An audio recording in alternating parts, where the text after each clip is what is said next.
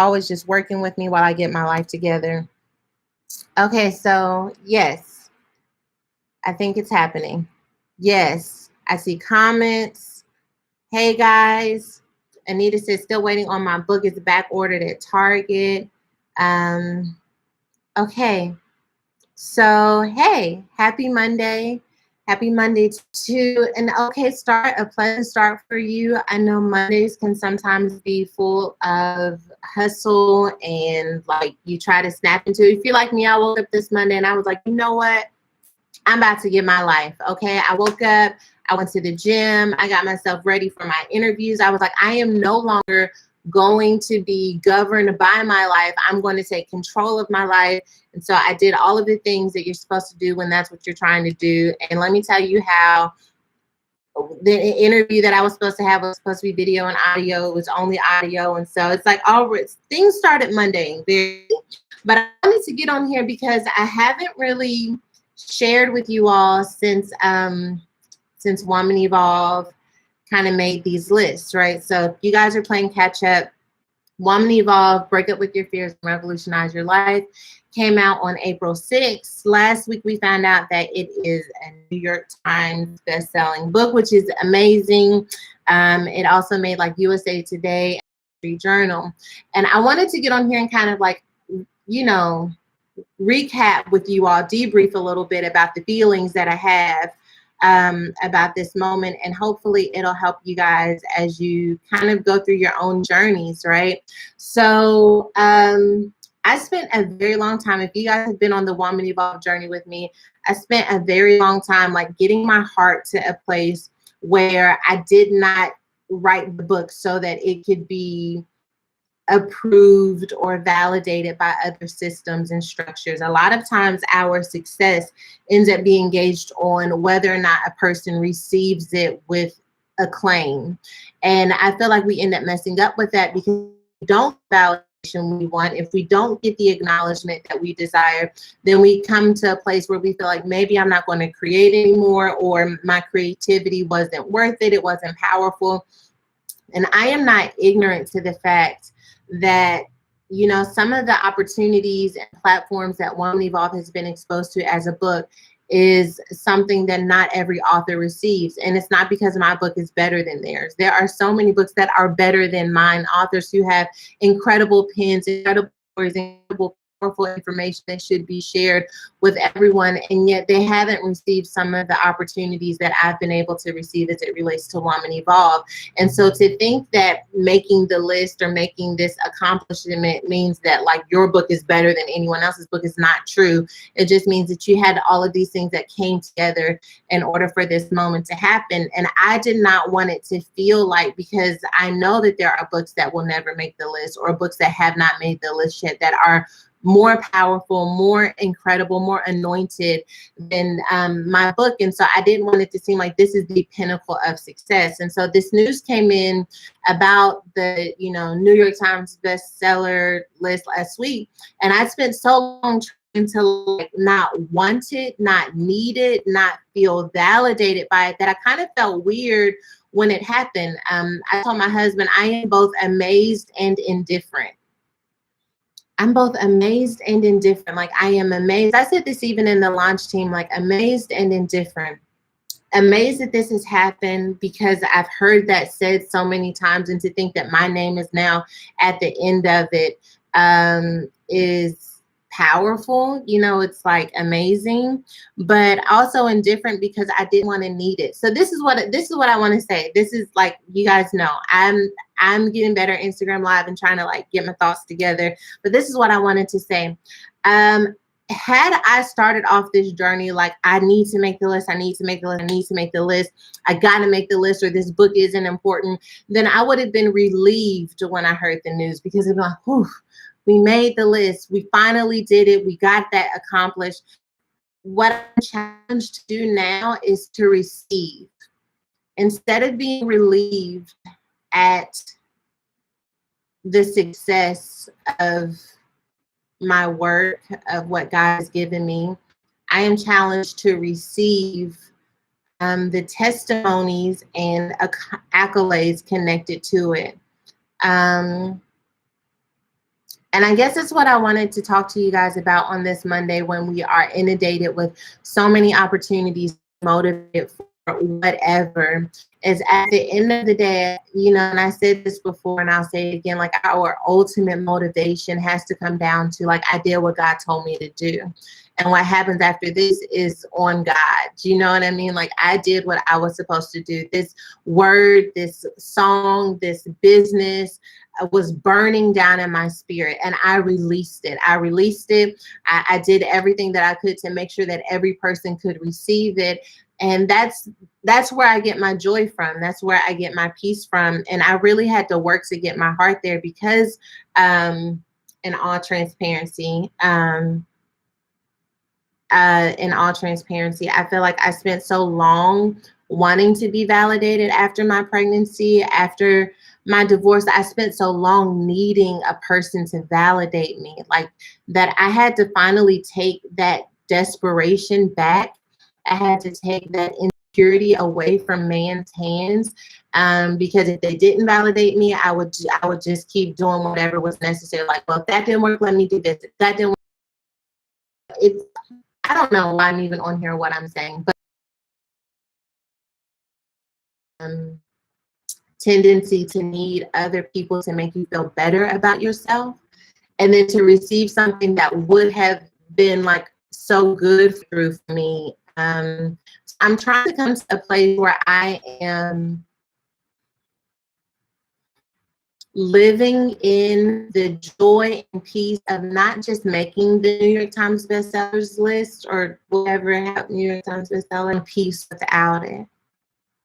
And I feel like that is the sweet spot for everybody. Like, even when it comes to maybe a relationship, like, to go from a place where I need a relationship, to finally say, you know what? I'm so glad that I've come to a place where I don't need it. I can enjoy it and receive it without being relieved that I finally have it. And I guess I want to say that Monday, when so many of us are, you know, trying to determine how we show up in the world on Monday. Like, who am I supposed to be? I'm going to be a hustler. I'm going to be a boss. I'm going to be at peace and steady. Like, so many of us are trying to figure out, how do I want to set the tempo for my life today? And part of me setting the tempo for my life is to come to a place where I can receive without needing. And just because you receive something doesn't mean that you need it. To come to a place where you can receive without need, because a lot of times, oh, this is it. God is bringing it together. We struggle to get here, but He's coming. Okay. A lot of times we are afraid of receiving because we don't want to need it. And we feel like, if I receive this love, if I receive this help, if I receive this mentorship and it's taken away from me, then I'll be in trouble. But receiving is not the same thing as needing. And if you don't come to a place where you are comfortable with receiving, then you will end up pushing away incredible opportunities, incredible people, incredible moments, because you are afraid that your receiving would turn to needing. And that's where I am right now, even as it relates to the book and my life as an author, is I have received something that is so beautiful and so incredible. And I don't already want to start thinking to myself, okay, well, how long do I keep it on there? Or like, what do I do in order to make sure the next book is on there? Right now, all I want to do is receive. And from that place of receiving, to receive all of the truths connected to this moment, that I didn't need it, because I finally done the work to say, God, I just wanted to stand on its own, and whatever you do with it, you do with it from here. And it just reminds me, in the book, I talk about self-care versus soul care. And it's like, what does soul care look like in moments of success? Soul care in moments of success, I feel like, is come to a place of reflection where you're able to say, this did not change my soul. It was a good moment. It made me happy, but the soul of who I am still shows up. Oh, I think that it went out on YouTube. Oh, on Facebook. Oh, they're going to be so upset with me over there. Hold on, let me see. I think they can still hear me. There we go. I'm here. I'm sorry. I hope you guys can see me now. But anyways, soul care, so who you are in your soul has to be anchored regardless of the trials or the triumphs. And you just know that when you're in a moment of success, there are all of these questions where people end up wondering, like, you know, is she going to change now? What does this mean now? You're wondering, what does this mean now? Like, who am I now? It's the same questions you have in trials or failures. I feel like are the same questions you have in success. Like, who am I now? What do I do now? What does this mean about my identity? And to be able to come to a place where you end up saying in your soul at the end of the day, like, I still want to be connected to my soul, connected to who I am at my core. That I feel like is the ultimate goal, and what I had to work through navigating when I received the news. So I want to do like a live with other authors who have books coming out, who may not get the opportunity to do some of the things that I've been able to do with Woman Evolve, like some of the national media, and maybe just like share my platform with them, where they can just talk about their books. And I know that this is probably crazy to do and they're going to kill me, but they'll be fine. If you email maybe info@womanevolve.com and you have a book coming out, maybe we can set up a time to just be on IG Live and do just like an author chat, because I do also want to make sure that I am sharing what God has given me, as, you know, the world, or, you know, moments shine a light on me, that we're sharing that light with other people, because I do want it to be, I want my life to multiply, and that doesn't necessarily mean my work multiplying. I think it's other people's lives multiplying as well. So email info@womanevolve.com. We will have an author circle. And if you have a book coming out, I want to hear about your book. Maybe send us a link, send us a description. I want to figure out the best way to do it. Maybe on YouTube, because we can put your picture and stuff on YouTube. We can't do that on Instagram Live, but I would love to share that. I know that Teshi says, yes, do a live. The Saints want us to do a live together. But, you know, I know you're going to have some incredible, like, listen, you know, I may not make it to Good Morning America. I may not be on Breakfast Club or The Real, but I do have a message that I think will help other people. And, you know, just email us at info@womanevolve.com so that we can try and do what we can to make sure that your book gets to, books get some love, okay? Somebody says my voice is so soothing, they're falling asleep. Oh, look, okay, Woman Evolve in the comments on Instagram. Author Circle. Let's get your book out there. Let's talk about what God has given you.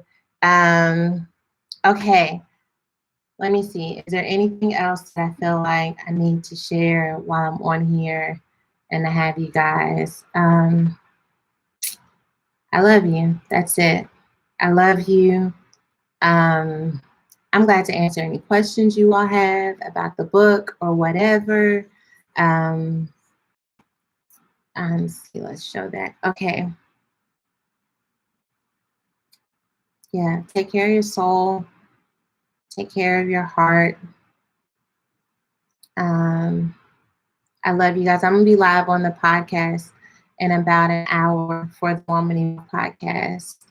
And to me, it says, can you guys upload the stream from a few days ago? We can. We are going to put it up. It should go up today. We had to take it down because we have someone else's worship song on there. And then when you do other people's worship and you keep it up there, they can flag it. So we had to take it down, but we'll put Hey You up. And Hey You is just reset for the revolution of you. It's a message I preached about preparing to revolutionize your life. And so we'll definitely put that up there. And okay, so if you guys don't take anything from this live, this random live, Smith says, how did you come back from feeling inadequate? I didn't come back from feeling inadequate. I have a YouTube and an IG live about living from inadequacy. I didn't come back from feeling inadequate. I learned to live from the place of inadequacy. I learned to live from the place of I can't do it, but I'm going to do it anyway. I learned to live from this space of God, I'm going to need you if it's going to get done. And so I haven't overcome it fully. It still shows up in my life, especially as I continue to try new things. But, you know, I do it anyway because God shows up. So That's that. That's on Mary Had a Little Lamb. um, Cassie said, I laughed so hard with SJR's encounter in heaven, but you kept it real. Let me tell you how I was just reading that part in the book because I don't know why y'all let me do the things that I do, but I felt like, listen, let's have a little fun when we're writing this book. Okay. So if you don't take anything else out of this live, this is the one reason why I got on here. And I think I even called it that, relieved to receive. When we got the news last week of the book making the list, I am so glad that I had to force myself to receive it as opposed to being relieved by it.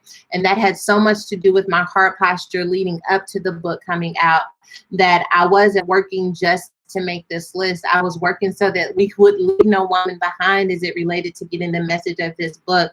And so when it finally happened, I was like, okay, I can receive this without needing it, because I was able to come to a place where I saw it as, you know, an added cherry on top to what was already an incredible Sunday of connection and beauty for so many people. So my prayer for you as you're watching this is that you would dare to dig within your soul enough to come to a place where you can receive without fear of need. Receiving without fear of need is so important to who we are as humans.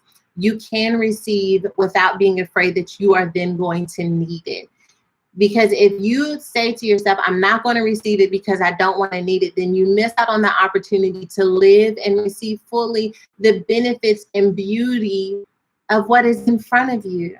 Oh my gosh, maybe this is for finally someone is watching this and you have so much in front of you that you could receive. So much support, so much help, so much mentorship, so much love that is available, but you don't want to need it, so you've been rejecting it. And I just want you to know that you can receive it. Oh my gosh, I feel God on this, that you can receive it. And even if it leaves, even if it doesn't stay, that doesn't mean that there's not something coming along that you will have to receive again.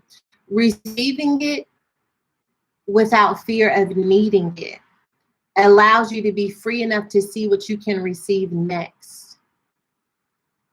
God, I'm going to receive everything that you have for me in this moment. I feel this for myself, for my life, okay?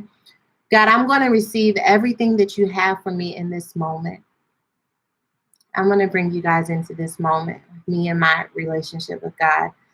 God, we are going to receive everything that you have available to us in this moment, without fear of needing it, without fear of being defined by it, without fear of how do we keep it up, how do I keep holding on to it. We're going to receive it in the same posture that it came to us. We didn't have to hustle up on it. We didn't have to change who we are for it to show up. You allowed it to come to us. We didn't have to stretch it to me from the heart posture of purity, from the heart posture of just doing what you have asked me to do. Father, I pray that I can maintain this heart posture of obedience, of love, of connection, and of desire to just be in your will. And Father, I pray for every person watching right now that they will come to a place where they do not penalize themselves for receiving love, hope, faith, wisdom. God, let them soak it all up. And as they soak it all up, Father, can you ease any whisper that would make them feel like you better not because you're going to miss it, you better not because you're going to lose it. May they rest comfortably in the fact that you are our provider in every season. And if you provided this moment for us to receive, if there is a time down the road where we need to receive again, you've already decided how you'll provide for us.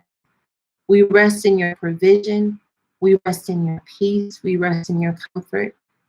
And we open our hearts to receive. Now, some of you guys are going to have to work on receiving. And that means that in order to receive, you have to ask for some help. Ask and you shall receive. Don't just wait for it to show up. I dare you. This is a faith step. Someone's going to do this and I want to hear your testimony. Send your testimony. You can send it to info@womanevolve.com or you can send it to me in my DMs. But I want you to dare to ask for something that you would not generally ask for because you don't want to need it. And I want you to ask for it, and then I want you to write down your testimony of what happens in that moment when you receive.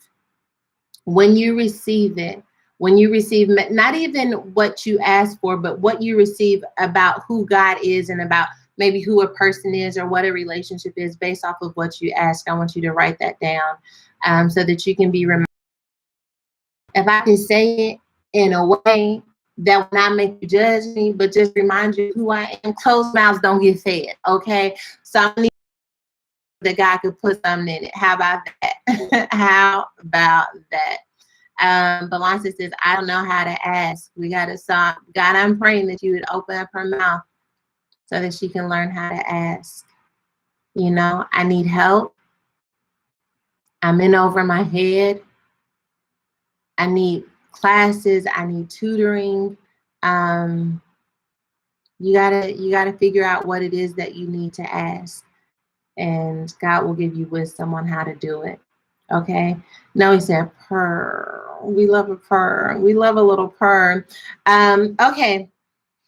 I'm logging off of here. I've been doing a lot of rambling. I will save this on my IGTV tab. I'm not going to put it on my main feed because I was doing a lot of asking, a lot of rambling.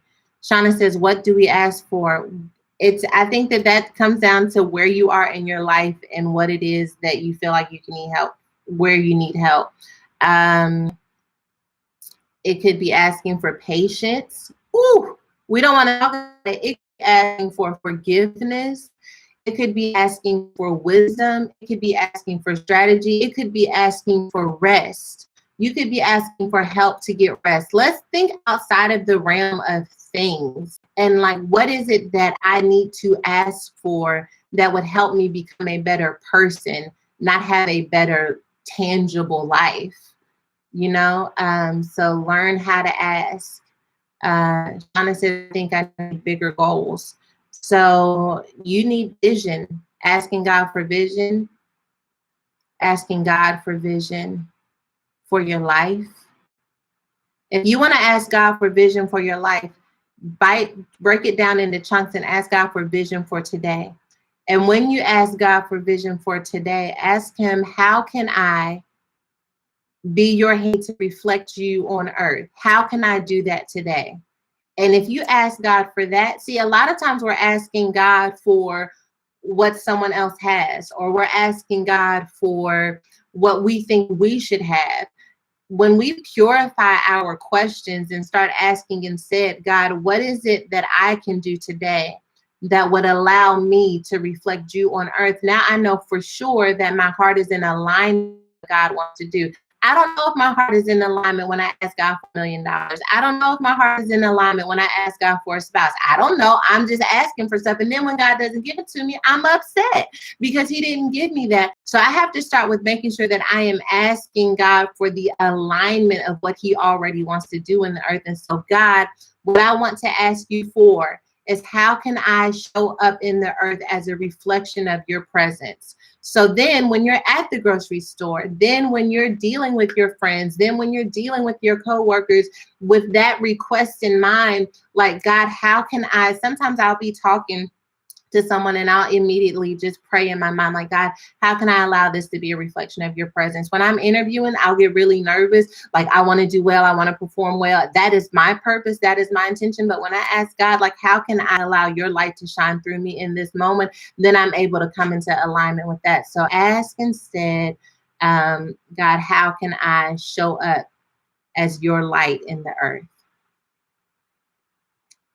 Think on that. Think on that. Asking for a new me, renew my thoughts about myself. I'm tired of the old me. It ain't nothing like being tired of yourself.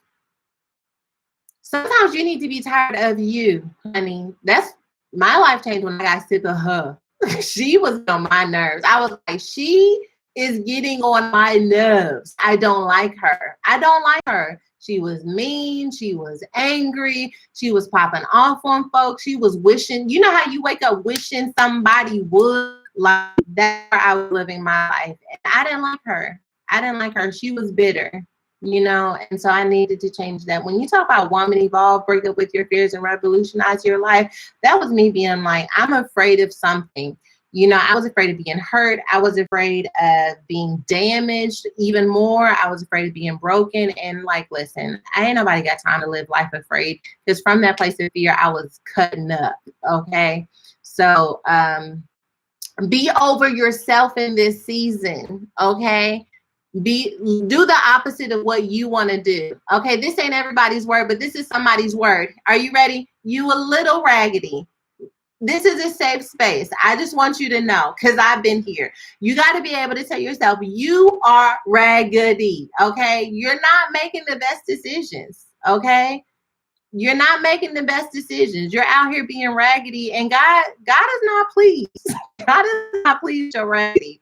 And then you got to say to yourself, like, what would it look like if I wasn't raggedy? Like, what kind of decision would I make? Who would I be texting? How would I be engaging with the world if I wasn't raggedy?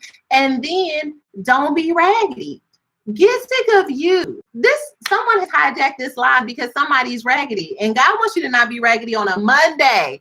You can be raggedy on a Friday. You didn't go the whole week and just here we are raggedy. Okay, but let's not be raggedy on a Monday. No, Monday is when we got our best shot at not being raggedy. Okay. So Ruby says, how can I help those who were physically and mentally abused as children like I was to become amazing adults? First of all, that's an amazing testimony. There are so many different ways that you could probably begin to do that. I mean, your social media account, first of all, research. Make sure you're doing research on what it means on how the effects of an abusive home plays out in an adult's life. And then begin to target those adults, because those adults are living with the ramifications of those moments. How do we target them? It could be a podcast. It could be social media. It could be a book. It's got to be unique to what God gives you. But look at where those people land, those adults, because you specifically said children who were raised in abusive homes. So I'm assuming now they're no longer in those homes. Plug in with domestic violence shelters. They're just, this is me brainstorming off the top of my head, but that's just something to consider. Figure out how it plays out best for you, but figure out where they are and go to them. Don't wait for them to come to you. If you're in ministry, if you've got something that's on your heart to do and you're like, how do I get started? How do I get what I carry to them? You got to figure out where they are. When you get to where they are, hey, Rebecca, I'm going to answer your question. When you get to where they are, you can give them what you carry, but you can't wait on people to come to you. You got to miss work. Okay. Somebody says volunteer for RAINN hotline, RAIN hotline. Rebecca says, how do you stop self-sabotaging relationships? Okay, so this is me. I'm a thinker, so I like to think before I answer questions. How do I stop self-sabotaging relationships? If I were you, and I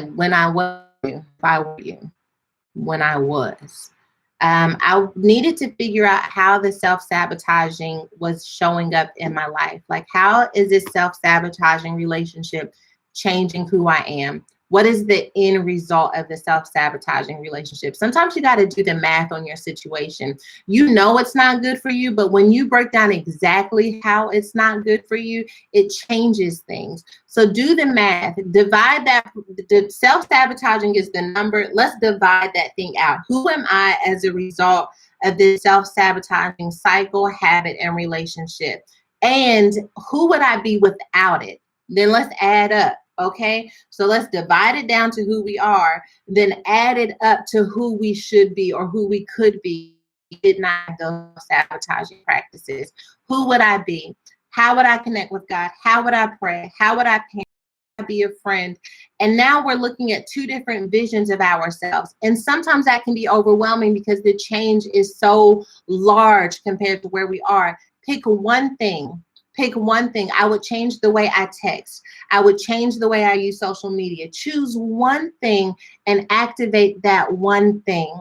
If you have any question who would be without that self-sabotaging relationship, I always go back to the word of God for me. I would be fearfully and wonderfully made. I would be confident. I would be a partaker of the divine nature like PT preached about on Sunday. My identity would be a reflection of heaven. I would have peace. I would have patience. I would be kind. Let's draw out the areas of our life where that doesn't exist. And then one thing at a time, one step at a time, you make it move into that direction.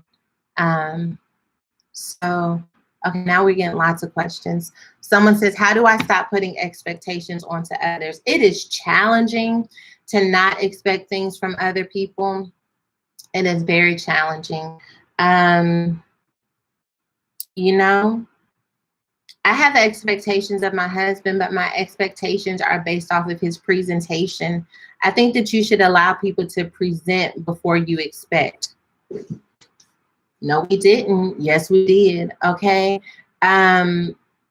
Before you set your expectation, review the presentation, because you can't even have a proper expectation for people unless you have a full presentation of who you are. So now I know to expect what has been presented. And then there are going to be moments when there's a life change or something happens and they're no longer able to live up to that presentation. Then you got to be flexible enough to let them grow.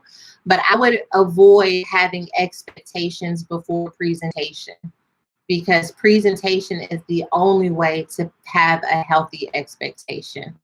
I hope that helped.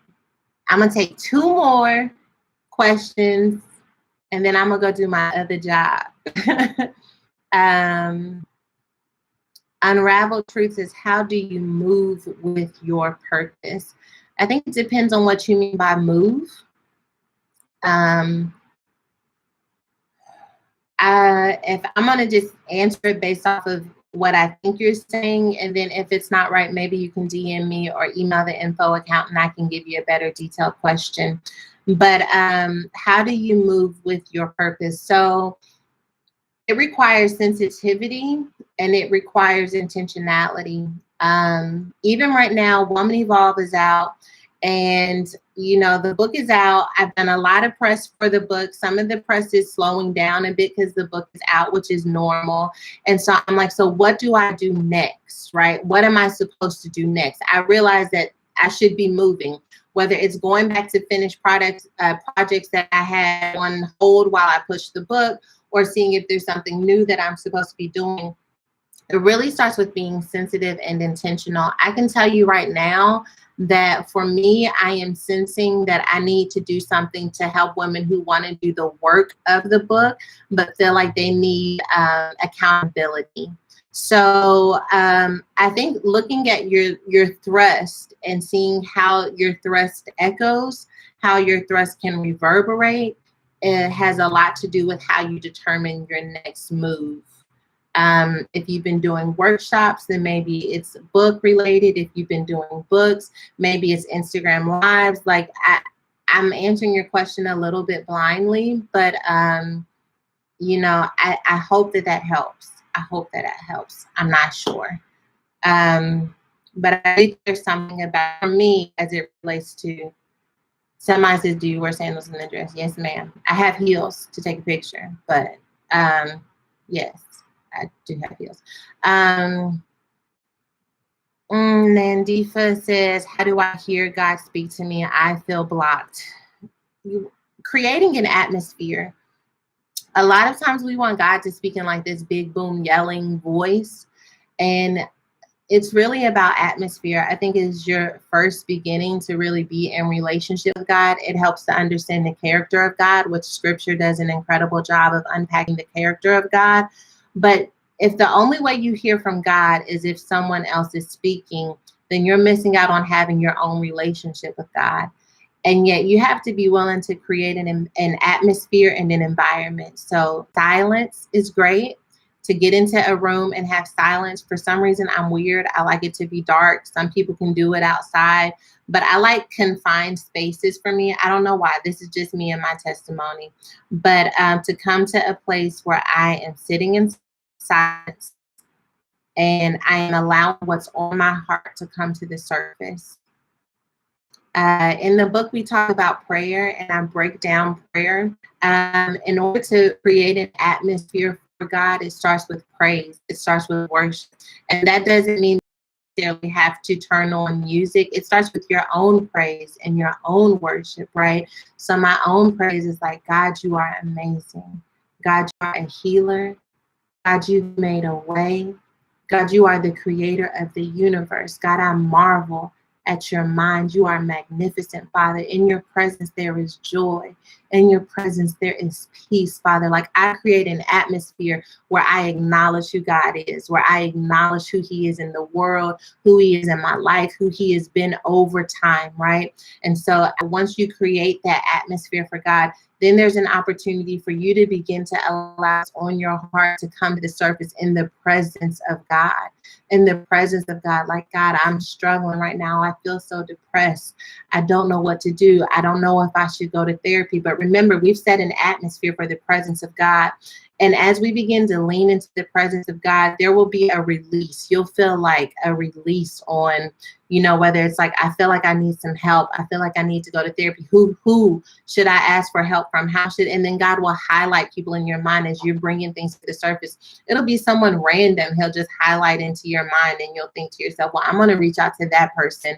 And I hope that this is making sense. But as that person comes to your mind, or as that thing comes to your mind, even as I pray about Woman Evolve, which is something I'm doing heavily right now, I ask God, like, how can I serve these women? God, you've laid these opportunities at my feet. How do I create an atmosphere for you to continue to shine? What is it that I can do? What do they need? God, help me to understand what they need and how something in my life can serve what they need. And then creativity begins to spring up in our minds as we really lay open our hearts, our minds, and our thoughts. That's one of the ways that I pray for Woman Evolve is, I ask God, what in my life is the answer to someone else's need? And God answers that for me. Okay. I love you guys. I'm gonna log off. I need to got my book today from Target. I got the last one. That's a blessing. That's a blessing. The same way that I talked about praying and setting an atmosphere is what I did before I wrote Woman Evolve. Because I wanted God to meet women when they read this book. I wanted God to meet them. I wanted women to meet the most divine versions of themselves. And that is what has been happening. So many people have told me that that's what's been happening. And that makes me feel so blessed and so fortunate. So yeah. Okay. I love you guys. Thank you for spending this random time with me on Instagram. I am going to be going on live with my homegirls for the podcast in just a little bit, but I love you all.